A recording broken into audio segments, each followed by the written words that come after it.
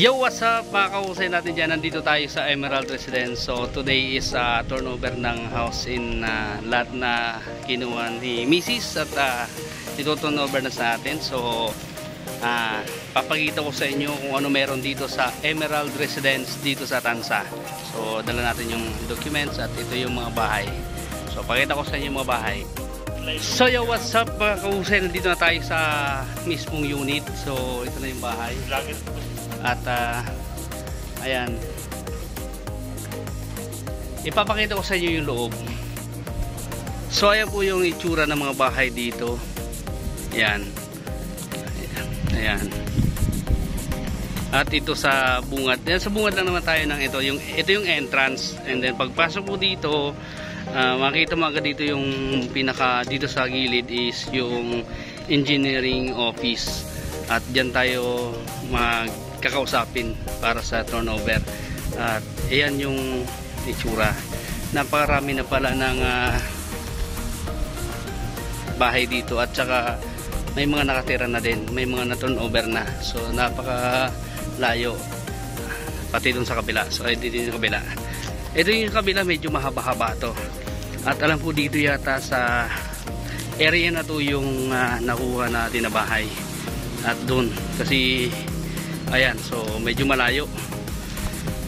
Pupunta natin yan mamaya at ipapakita natin sa inyo yung loob mismo ng bahay. So ito, antayin muna lang dito yung engineering para sa turnover. So let's go. So ito na nga mga kausay, yung bahay. So pagpasok mo dito sa loob, ayan, malawak naman siya. Maganda dahil kumpleto na, may mga switch na, may saksakan na rin siya dyan, naka-cover na, okay na. So marami. At marami siyang ilaw, bali 3 ilaw sa baba. At yung gripo natin ay may tubig na rin. So okay. Ayan. At may gumagawa pa din dito si boss at pipinish lang siya ng kunting ano dyan. Tsaka yung CR pala dito sa baba ay may tubig na rin. At yung ating ano ay may flash. Ayan, may flash na din. At medyo masimento pa yon, madumi kasi masimento. Akit tayo sa taas. So ito yung pinakataas niya. Ayan, pagdating mo dito sa taas, ayan, may switch agad dito. At may mga ilaw na rin siyang ikinabit. So 3 ilaw din dito. At ito yung ano niya, buong area. At ayun, may saksakan doon at doon. So ayan, 4. Then dito nga pala sa taas ay may sarili ring CR. May ilaw. Okay naman yung bowl. Check natin. May flash. Ayan, may flash naman siya. Kanina na flash ko, wala nang tubig yung ano yan. At yung tubig, okay, may tubig naman. Alright. Doorknob niya. Ayan, okay naman. So okay naman yung area. Maayos naman lahat. Move na po tayo dito mga kahusay para masimulan na rin natin tong ipaayos kung ano yung mga dapat nating ipaayos dito. So sa wakas, meron na rin tayong matitirhan. Salamat tayo sa ating Panginoon at binibigyan tayo ng blessing. So ito naman yung labas ng likod. So dito, bali yung likod nga pala, halos magkakatabi na kayo ng mga kapitbahay nyo. So dito, kung gusto nyo magchismisan, pagchismisan kayo ng mga kapitbahay nyo. Kasi halos magkakatapat yung pinto. At ito yung mga breaker. So maayos naman. So ito yung labas. Ayan, nasa tapat ng kalsada. At yung kaninang binidyohan namin, nakapapunta dun sa may gate sa entrance, dun yun. So malayo pa pala. So dito, ayan. Boss, saan yung ano nyan, yung meter ng tubig? Ito pala. So ito pala yung meter ng tubig. Ito yung meter ng tubig namin, yung dito sa room na to. Oo nga. So ayan, may nakalagay na. So may meter na yan. At yung Meralco natin, ayan. So since na wala pa tayong konsumo at hindi pa gumagana, ayan, ay gumagana na pero wala pang konsumo. So 0 pa. So yan. At ito yung kabuuhang area. So ayan. So dito nga pala yan sa Emerald Residence, Barangay Sahod Ulan, Tansa, Cavite. So kung gusto niyo kumuha ng unit dito, tingin ko marami pang available. At ayan, maganda naman. So probinsya na talaga. Masarap din sa pakiramdam dito kasi yung hangin ay fresh pa rin. So malapit lang nga pala to sa SM, mga ilang minuto lang siguro. Ilang minuto lang to hanggang SM, napakalapit lang, di ba boss? So ito yung kasama ko si Jess at si boss. 5 minutes sa SM na, di ba? SM Tansa. Oo, kasi napakalapit lang, dyan lang sa una ng konti eh. So napakalapit lang natin sa SM, mga kausay, ha? 7 minutes ba? O sige, ganun na lang, 7 minutes. So napakalapit pa rin. So ayun na nga mga kausay, ito na yung mga gagawin natin dito. At may mga plano na rin tayo dito. At mag-usap na lang kami ni Miso kung anong magandang gawin. At anong pinakamagandang may lalagay, design or pintura. Or siguro mas maganda dito ano eh. Yung sahig, tiles, saka CR, so ipapatiles pa yan. Lababo kasi wala pa siya mga tiles. So kasama na lang namin kung ano yung maganda. Nasa sa inyo na lang yan kung ano yung gusto yung design na gagawin or pintura. Pero maganda kasi malawak naman siya oh. Dingding. Tapos ayun. Oh, ito dito. Lababo na. Hagdan papunta sa taas. So maganda. Okay. Itong pinto ay para sa CR nga para to. Yung pinto ko sila dito na yun. Ginagawa pa nila. So ayun. At ayun yung papel natin. Titignan natin.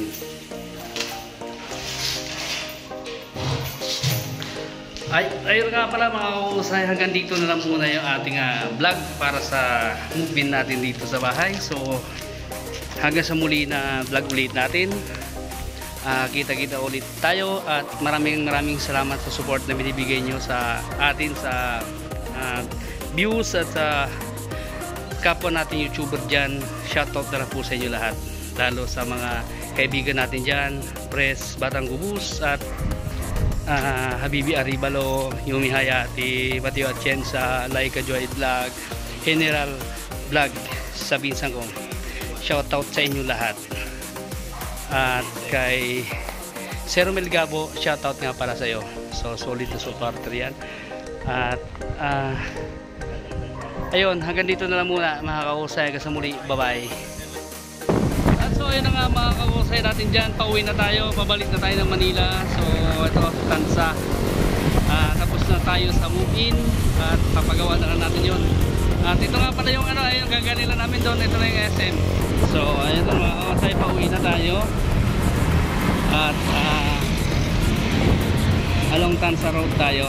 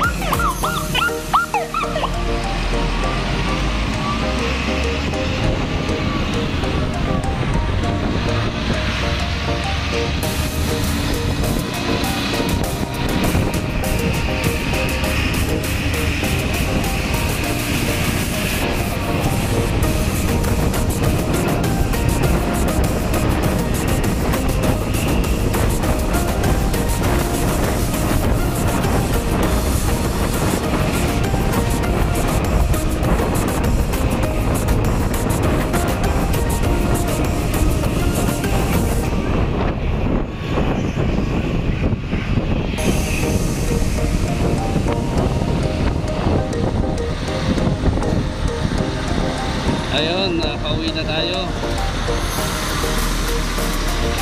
Malapit na tayo sa SM. Sa mga darling, may bahay na tayo. Thank you so much. Dahil napakasipag mo.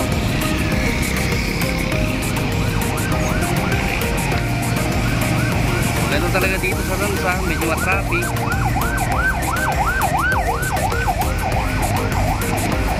And malapit na.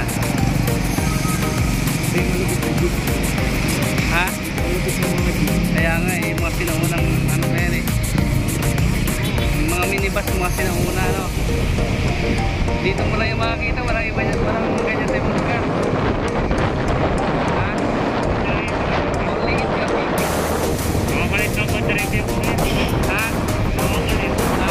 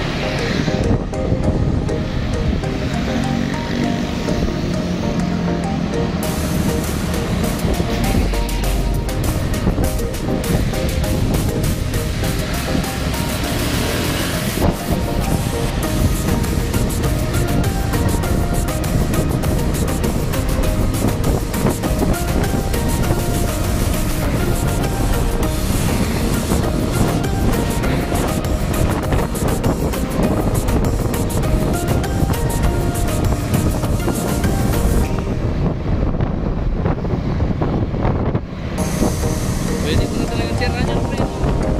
Pwede ko na tirahan.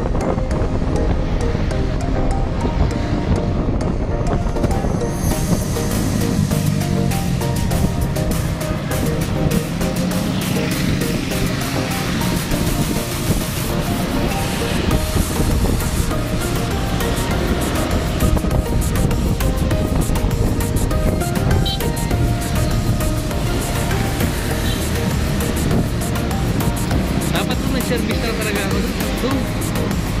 Dapat may service na ako doon pag doon. Pag mga dito, dapat talaga. Kasi malayo. Malayo sa Manila.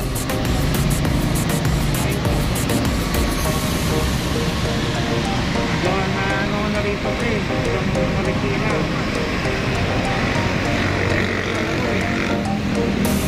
Diba dati naglalaro kami nila ano? Nila ano mga taga-office? Oo. Doon mismo kami naglalaro ng liga eh. Kasi naglalaroan. Ito pinaglalaroan namin dati. Sa Nile. Oo. Simula dito hanggang doon, kulang-kulang 2 oras. So ito na yung SM ang uusay natin dyan. Napakalapit lang ito. No? SM Tantana.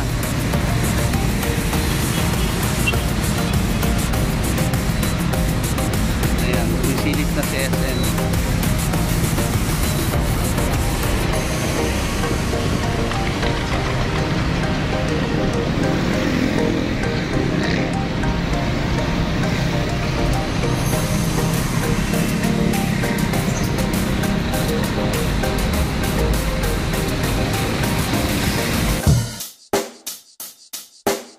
Check the mic and make sure it sound right, boys.